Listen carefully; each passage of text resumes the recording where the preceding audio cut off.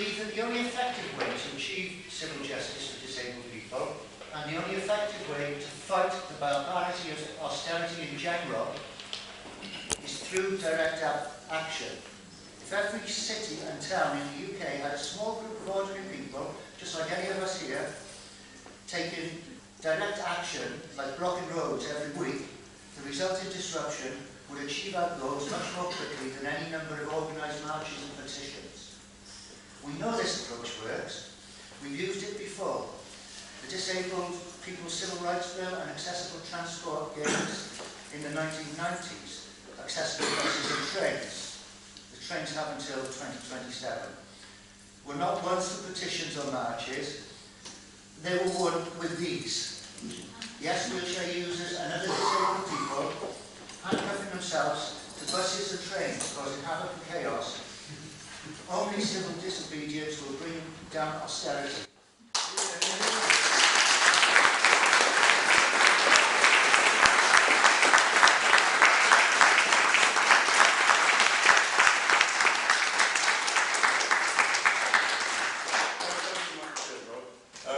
And there's no question about it, the Disabled Campaign has spearheaded the fight against austerity, and the doors they started to open, we've got to start to push through as well. It's making the maintenance and maintenance much safely. Now I'd like to call upon Adam Johannes to speak. I'm from a group called Cardiff Against the Bedroom Tax, which is part of a wider federation called South Wales Against the Bedroom Tax, of tenants, trade unions, third sector organisations, aiming to bring about the end of the bedroom tax. And I just ask people to forgive me if what I say is a bit unpolished. I was only asked right at the very last minute to speak. My good comrade from Caerphilly Against the Bedroom Tax, Karen, was hoping to be here with you, but unfortunately couldn't make it. So, what can I say? My old man used to say that working class people, we don't ask for much. A house and maybe a garden, a decent job that pays the bills, free education for our kids, free healthcare and social security for if we get down on our luck or poorly, and then maybe a pension if we're getting on a bit. But it feels now that everything that we fought for, that our grandparents fought for, the spirit of 45, the welfare state, is all being taken away from us. And I don't really understand, but it seems that what happened, not only in Britain but all over the world, is the rich had a party. We were never at the party, we were never invited to the party, we were never even part of the party. But now that the party is over, they're telling us that we have to pick up the pieces, pay for the damage and pick up the tab. And in our group, Cardiff Against the Bedroom Tax, we're saying we take a very simple and principled position. The people who had the party must pay for the party.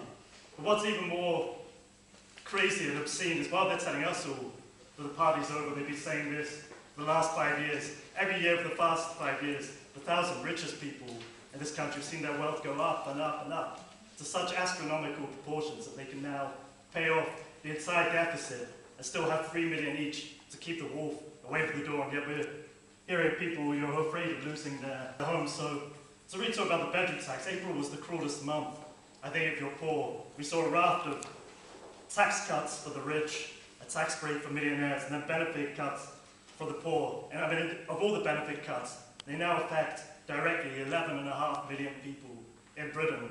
That's 1 in 5 of the population. That's only directly affected.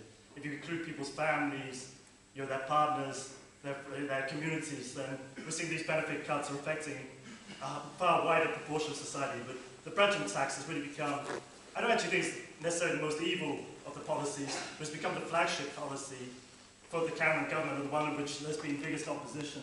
Someone from our federation, he tells a story. He said a woman came to one of our meetings and she said, I didn't pay the poll tax, but I was younger then, I was stronger, but since then, I've got in a lot of debt. I was really afraid of getting into debt with this bedroom tax, so I didn't know what to do, so I started selling my mum's jewellery. But then, she was talking about this, and then she suddenly said, she pulled out a necklace and said, but this is all I've got, and I'm not having this, I'm not paying anymore. And I think this is a choice which a lot of people are facing, and I think we have to say if the choice is between feeding your family and paying the bedroom tax, there is no choice. Because people who lived in their homes for 20 or 30 years, brought their children up, are not going to be treated like scum and told by a bunch of Tory millionaires to then move to smaller places. So I just want to end by saying, in Cardiff, where I live, there's 4,000 poor and disabled people who are affected by this bedroom tax. They've been told by the government that they have to downsize to smaller properties. But there's only 115 smaller properties. So what you have is a situation where tenants feel like they're being told to find extra money from nowhere, move to smaller properties that don't exist, or face eviction. And of these 4,000 people, this April, over 1,000 people are now in rent arrears. And the overwhelming majority of those people never in arrears. That's hundreds of people who can't afford to pay the bedroom tax, and this can only go up and up and up as winter approaches. And what's happening as well is hundreds of people every day are being threatened with eviction, are being frightened and bullied. There was someone who, she told me, she said, oh, my housing association, every day for the last 4 weeks, they bang on my door, bang, bang, bang. And then when I wasn't in, they banged on my neighbour's doors and asked, where is she? You know, we're getting letters from the council, Cardiff Council saying, if you don't pay your rent, we'll have no choice but to evict you. And if you don't pay your rent, we'll consider you to have made yourself intentionally homeless, so we won't rehouse you. So what we're saying is, we're saying that tenants can't take the strain themselves. There has to be support from councils and housing associations. And that means to pick up some of that strain, that means critically no eviction policies. You know, at the moment, I think I've heard that every council in Scotland virtually is pledging to their tenants that nobody will lose their home for the crime of not being able to afford the bedroom tax. So the councils will stand by their tenants, and we want this same commitment for Cardiff, because we're really at a crossroads where councils and housing associations have to decide whether there could be gangster landlords hitting on the poorest in our community saying, give us the money, or whether they'll stand with poor people and unite and build up a head of steam so we can defeat the government. And so I just want to end by saying we're launching an open letter to Cardiff Council, which is demanding no evictions. It'd be great if everyone on the platform and in the audience signs this letter, because tenants are like putting themselves on the line. People are not paying their bedroom tax. You're on the Snowdon Road in Ely, one of the biggest housing estates in Western Europe. Someone told me, he said, I can't pay and I won't pay, I'd rather go to prison and pay. Another woman on the same street said, when I pay this bedroom tax, I only have £10 a week to live on.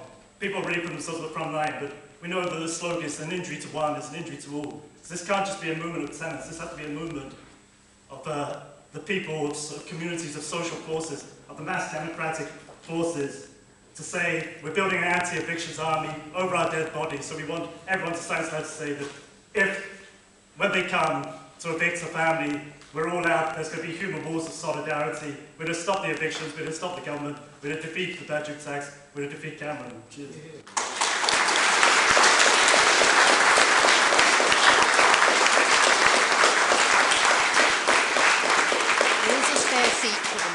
But if you need me to come over, I think you did just very wait well to me.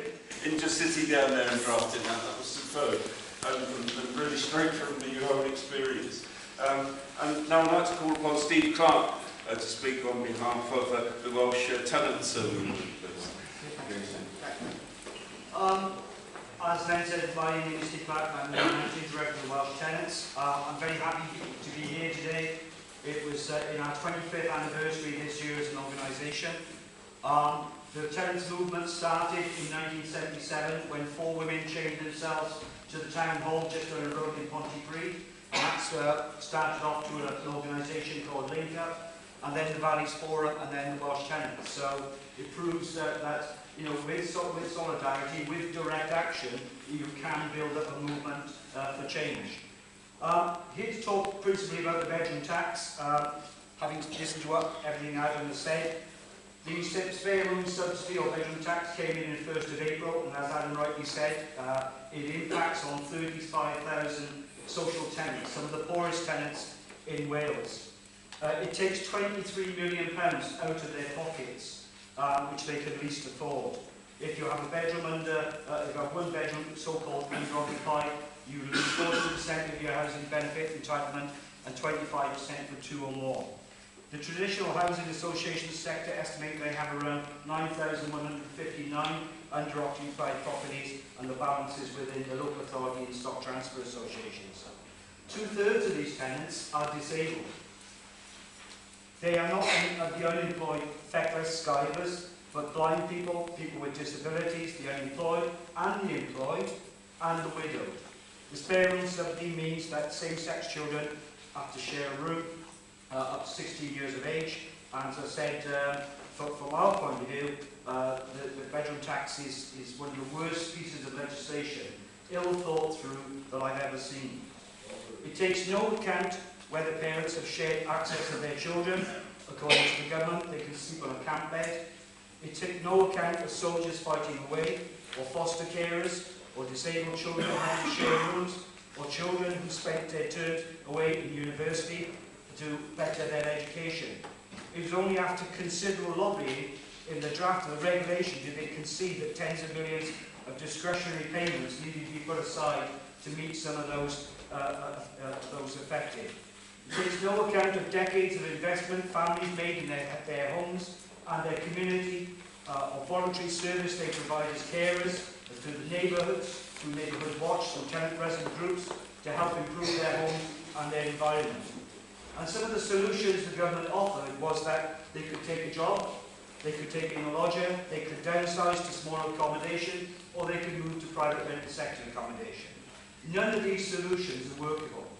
Taking in a lodger, who would take in a stranger into your home, especially if you're a single parent with young daughters, who would take that risk?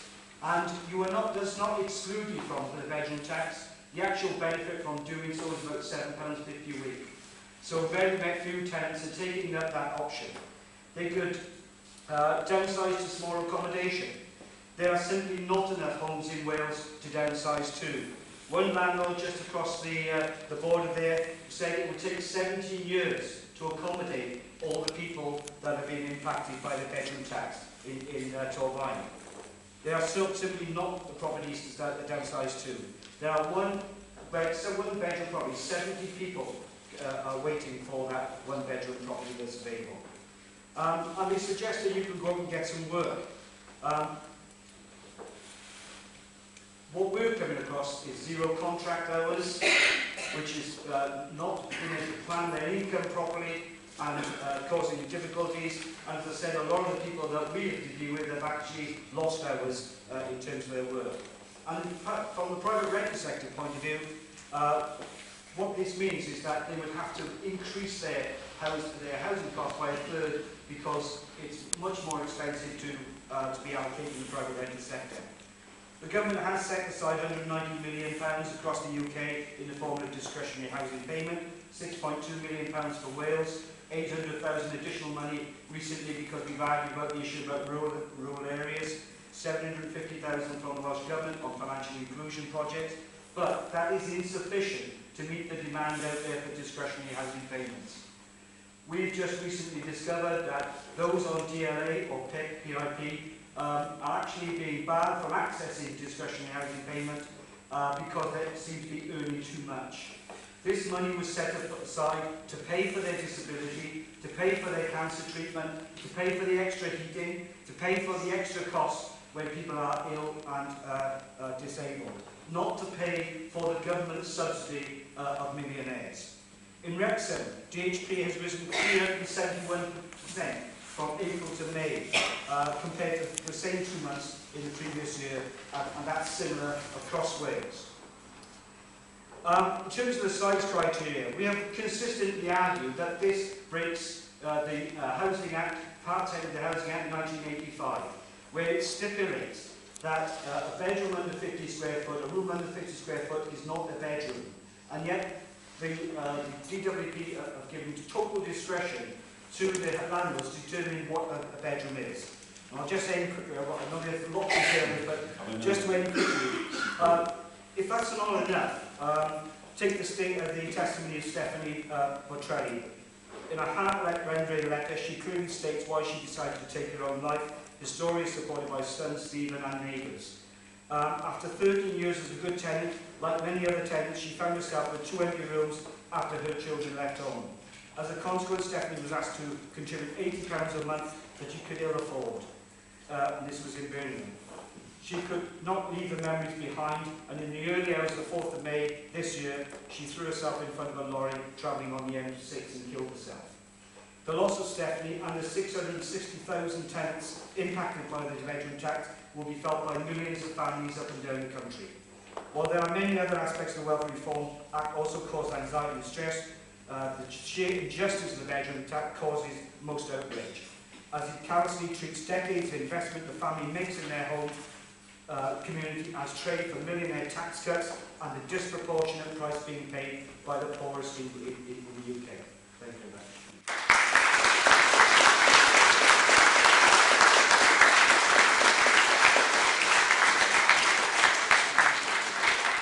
I think what Alan and Steve both pointed out is a picture of state harassment. It can't be described as anything else but that. And it's quite interesting how, I think it was an R.M. Bevan famous phrase, in place of fear. And in fact, it's always putting fear back into our lives. And that's the state we're up against. Now, I'd like to call upon Clyde, the leader of the Clyde Cymru, to speak, please. So, Leanne Wood.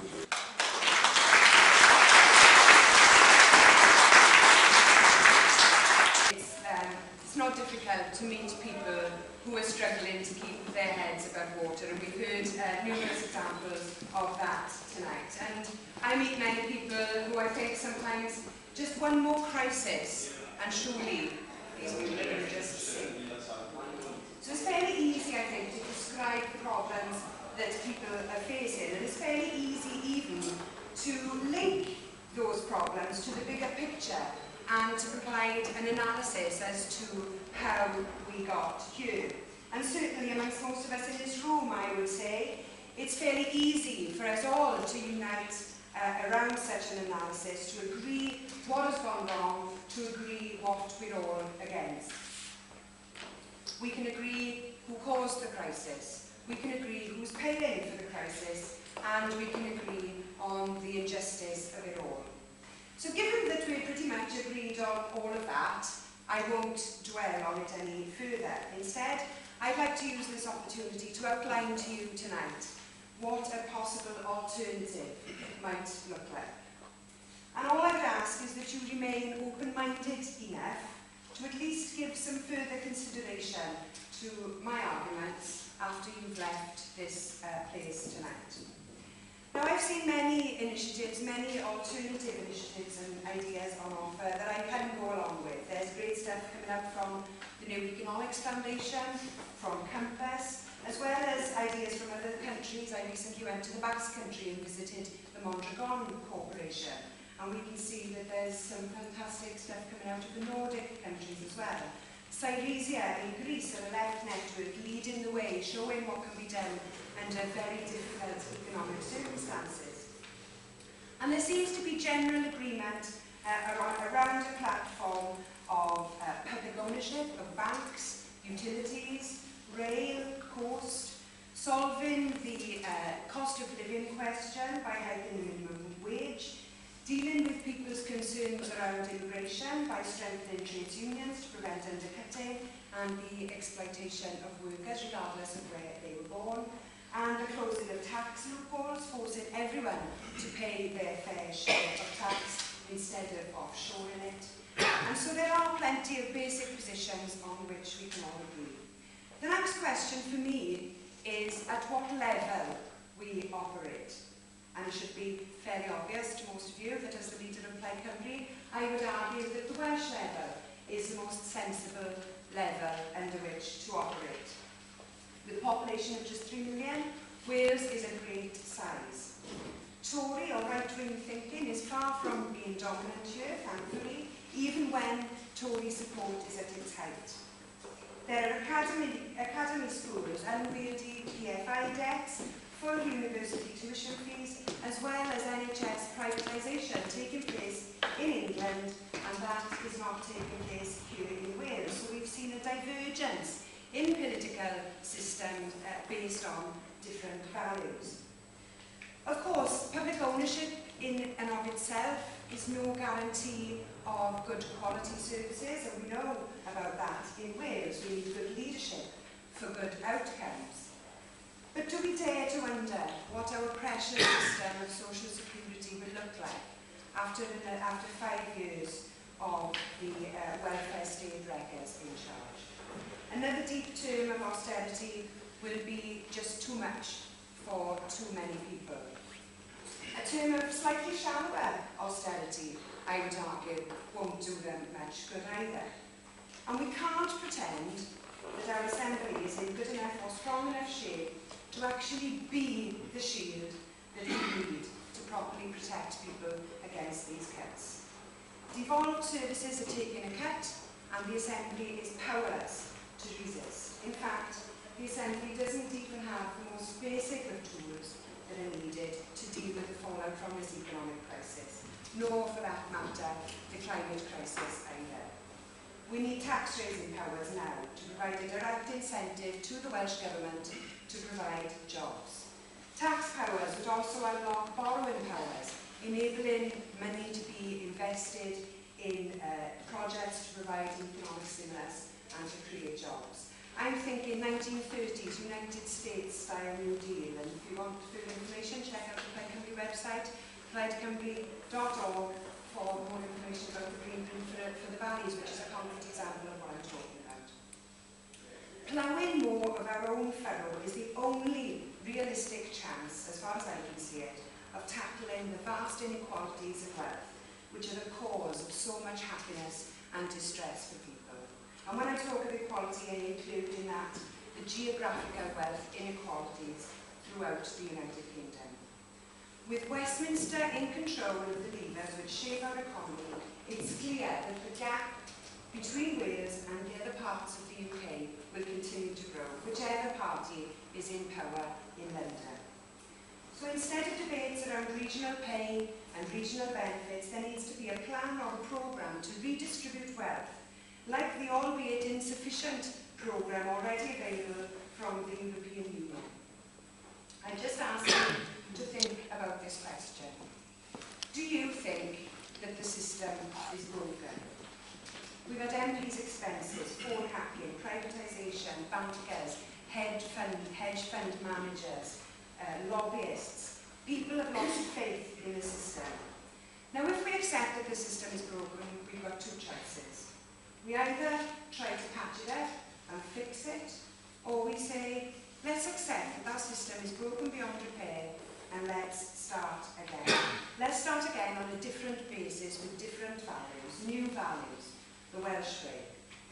We have an opportunity to create from new a system which puts people at its heart. Isn't this too good an opportunity to pass by? With the right powers, we could implement a plan to get more people into work, to create more businesses, alternative models of businesses as well, like cooperatives, mutuals, social enterprises, to get manufacturing again, and to carry out the green-proofing work that this country so badly needs. With a plan to take more control over our finances, we could raise and invest our own money in a Welsh publicly owned utilities company, a Welsh public railway company, or a Welsh public bank. Now in Scotland, a year from today, people will be asked to decide where their future lies. Will they give themselves a chance to create something new, to replace what is broken? We in Wales are not in the same position as they are in Scotland for a whole reasons that I certainly don't have time to go into now. But we do have a more independent health service, more independent education services with less privatisation, because that's what the people have willed. For me, that shows what can be done, and it provides us with great foundations to build a really achievable alternative to austerity. Diolch yn fawr.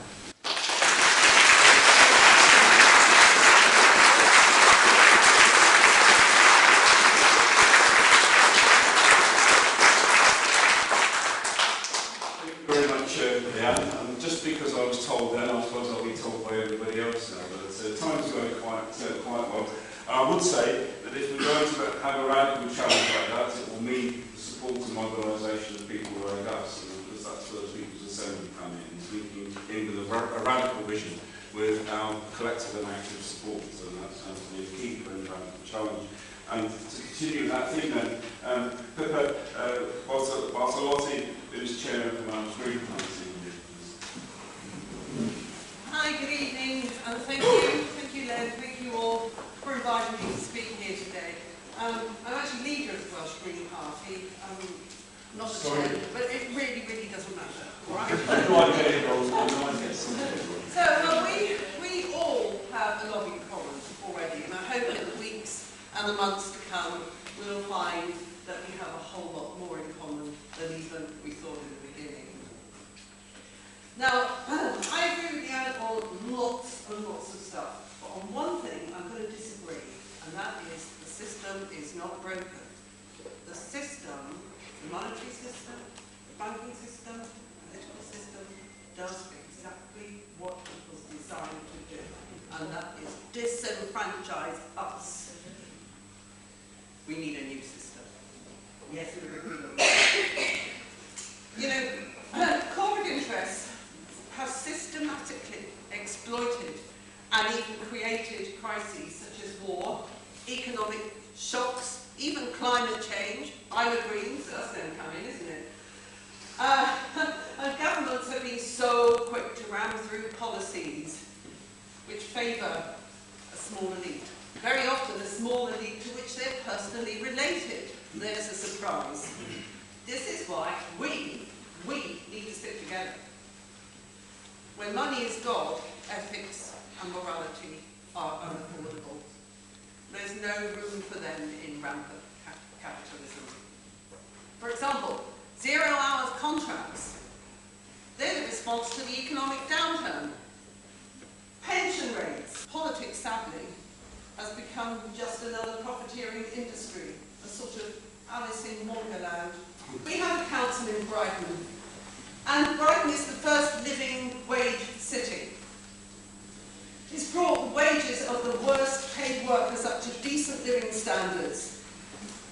Greens in Brighton have taken some very hard decisions, but it's also the first one-planet city. Now, this couldn't have been done without support from their public sector colleagues in the NHS and the police, the third sector. But this has indeed happened. Despite these huge Westminster cuts, you know, council cuts are about 40% over 4 years.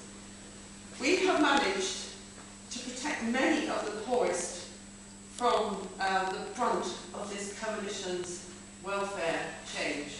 She is the one who's spoken so strongly against NHS privatisation, against privatisation of the Royal Mail, and she's even brought a private member's bill to bring railways back into public ownership. I need not remind you about Caroline's ability to stand up about her beliefs, even if it does mean going to jail, which is a bit of a thread around Green Party people, I must say. We really could do with a few more Green MPs. And the same is happening at a European level. European Greens have been fighting these huge agrochemical companies to stop the pesticides and the herbicides and destroying the land and the pollinators in the face of personal legal attacks. And right now, Bayer and Syngenta are taking some of them to court. 2 million workers taking action. Even the announcement of that action was enough to force the government to offer the impact of sustained coordinated action. It's nothing short of a tragedy that the union resistance crumbled so quickly after that strike day, with many of the major unions signing up to the government's heads of agreement. But we need to recapture that unity. And also, I should say, you know, the campaigns on issues like the bedroom tax and on defending disabled people's rights, which you've heard about tonight, are a very important element of that campaign as well, and particularly the very impassioned support for direct action that we heard from Rob earlier. As far as the unions are concerned, as the government continues to pile on further attacks on working people, the potential for effective active resistance remains and should be built on, with the firefighters, of course, about to take action, and other unions, including the teachers and postal workers, set to do so as well. Certainly my union is considering the next stage of our industrial action strategy, and as always we will attempt to coordinate with other unions to maximise the impact of that. And I think all of us have a responsibility to provide as much support and solidarity as we can when unions are taking action against the austerity policies of the government. The demonstration at the Tory conference at the end of this month, as I mentioned earlier, is another important moment in the campaign against austerity. I hope that'll be as big and as loud and have as much impact as possible. My union and also United Units, I know, are all organising coach transport from Wales to the demonstration just finished and I hope people will take advantage of that opportunity and go along if they possibly can. So just to finish, I think it's a great turnout tonight. We've already heard some very speeches, and I'm sure we'll have an excellent discussion. We need to build on the success that People's Assembly has already achieved, concentrate on what unites us, our mutual opposition to austerity and our demand for an alternative, respect our differences, work together and demand that the government change course. As my name suggests, my dad is very proud of his Welsh heritage. They can't remember whether they're naming after Owen Wendell or Robert Owen. I'm going to ruin that goodwill by pointing out he's North Walian. But nonetheless, very proud to be in this country again for this reason. There's a very proud history in this town, in this county, and in this nation of people organising together against injustice and standing against power. Whether it be the fact that this was one of the heartlands, of course, of the Industrial Revolution, and with it, the labour movement itself. Whether you think, of course, of the Chartists, the Welsh Chartists, it was here, of course, in this town, William Price was one of the great leaders of the Chartists. Whether it be just down the road in Tonybandy, the infamous or famous Tonybandy riots, when working people, miners, took to the streets and fought against the police, and army was sent to crush them on behalf of the mining companies. Whether it be the thousands who took part in the general strike, my granddad was one of them, his wages got docked as a result, and I still intend to get revenge for that at some point. Whether it be, of course, those who fought passionately and courageously against Thatcherism as it hammered strong and proud communities.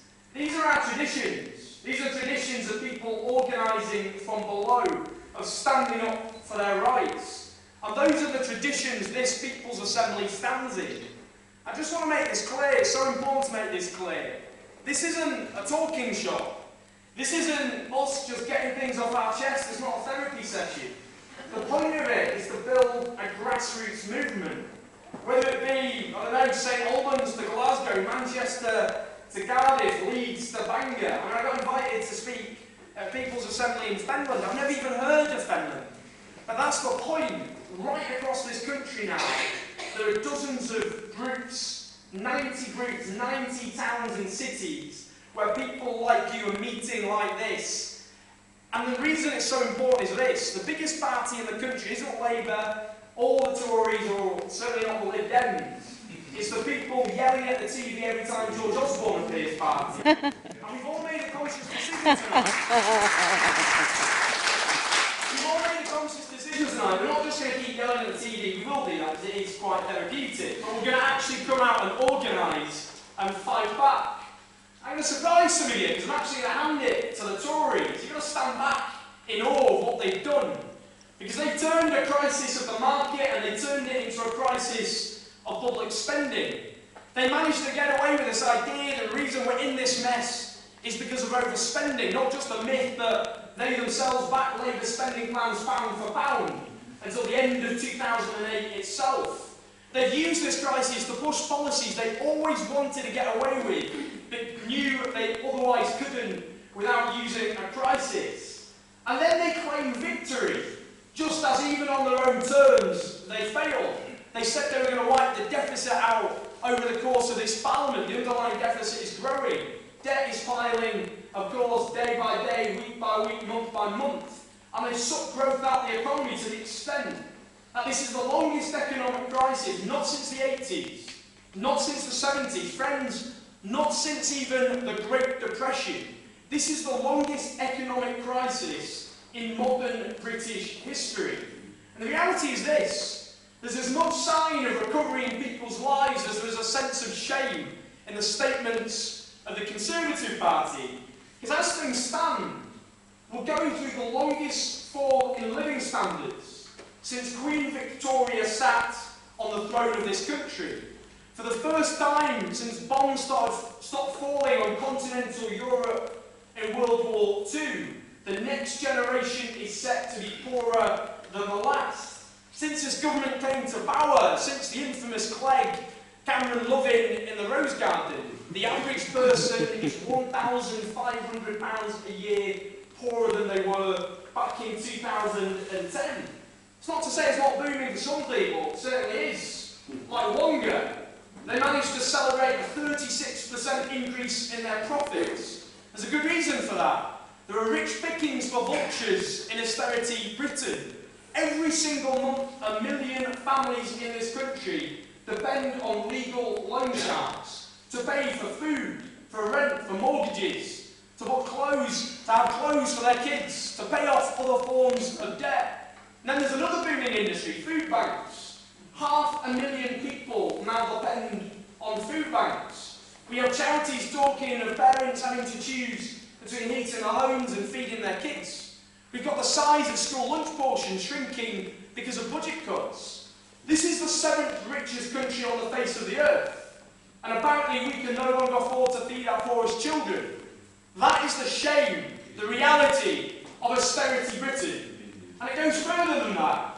We have now an army of zero-hour contract workers, hundreds of thousands of workers. It's a return to the Victorian era, when you had dockers who had to march to the yard in the morning and stick their hands up to actually have to ask for work that day. Many of them, of course, had to go off home. We have people working all hours, slugging their guts out for wages that just don't allow them to make ends meet. And again, since 2010, the number of people working for below the living wage. Millions of families forced into the private landlord sector with its extortionate rents and insecure tenancies. We have our NHS, private sector workers against public sector workers, those living here against immigrants. If you're a low-paid worker, your wage has been slashed by your boss, your tax credits are being slashed by the Tories. Who do they want you to turn on? The scrounger down the road. If you're someone, a call centre worker, a supermarket worker, who has no pension, with pensions decimated in the private sector, who do they want you to resent? The nurse next door whose pension is still intact. And this is where divide and rule ends. This is where it's ended up in. It's ended up in the side of vans paid for by public money into mixed communities, spray painted with the sorts of slogans that belonged on National Front posters in the 1980s.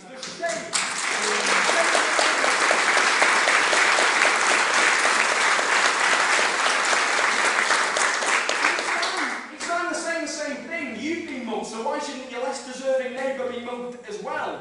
A cynical attempt to turn large sections of its own people against each other.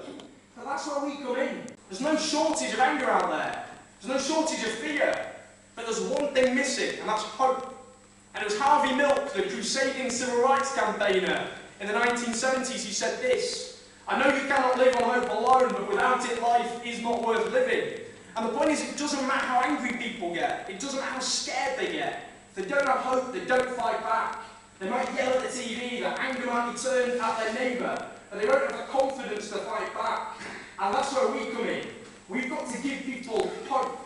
And we do that by offering a coherent alternative that actually resonates with people. The other week in Hull, over 600 people applied for just one job as an administrator. That is the reality of desperation out there that is ignored.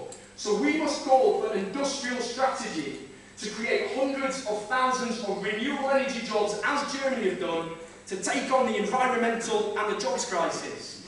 Let's talk about the banks. The reality is we nationalise the debt and privatise the profit. We, the people who bail those banks out, have no control over them. So we must demand that we, the people who bailed them out, have democratic control of our banks. Everything we have, all the rights, all the gains, they weren't given to us by the goodwill and generosity of those above. They were won by the struggle and sacrifice of those below. Our mothers and our fathers, our grandfathers and our grandmothers. They built this country. They built the welfare state, the NHS, workers' rights, everything previous generations took for granted. It is not for us to allow that to be stripped away. We stand on the shoulders of giants. And that is why we must stand in that tradition.